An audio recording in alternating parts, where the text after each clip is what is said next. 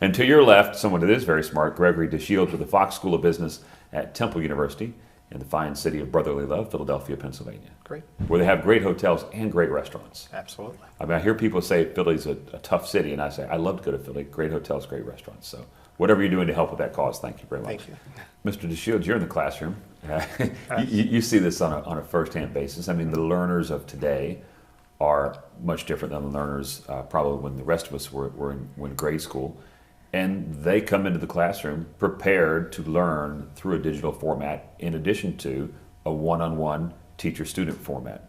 I mean, this is not just the future, it's the present, right? Correct. And I think one of the most important things that is associated with the CHO training is that the learning outcomes are very well defined. And I think in any academic environment, I think understanding where you want all this to go and what that individual should have gathered as a result of this experience is really key to any type of training or any kind of education being a success.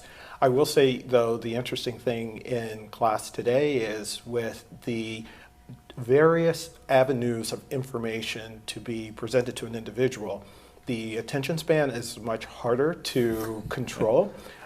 You really have to deliver bursts of valuable information in a short period of time.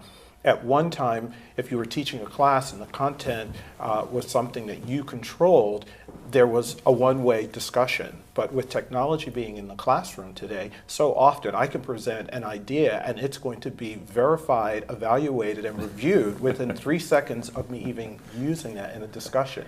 So I think it's understanding what the outcomes are that's associated with the training that you're trying to provide, and also being sensitive to, quite honestly, the length of time that an individual will be able to comprehend and absorb what you have to deliver, and that the information should be strong enough, frequent enough, so that it remains an attention getter with that individual. But it gives you an opportunity also. It seems to me that if you think back to the greatest teachers that you had, right? It was always, for me at least, I assume for most people, those teachers who connected with you in a way that they went beyond being a teacher, but being more of a mentor or a coach. And to me, that's what blended learning offers, because I mean, the information, as you just alluded to, it's all there.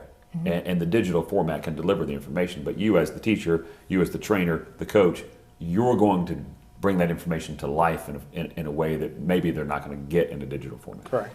But I also, from the way that the CHO is developed, as certainly us as instructors, I bring a hybrid of experience from working in industry and working in academia, that there is a sense of believability and belief from that individual that you're teaching, that you do know what you're talking about. Sometimes the discussions are most valuable when we have a philosophical discussion that really then talks about our stories. So they're as interested in sharing their story about a situation that may have taken place in their hotel as I might share it. So there's a lot of credibility associated with the content and then how they absorb it. But absolutely, that idea of having engagement with the individual who's teaching and the individuals who are in the class is most valuable.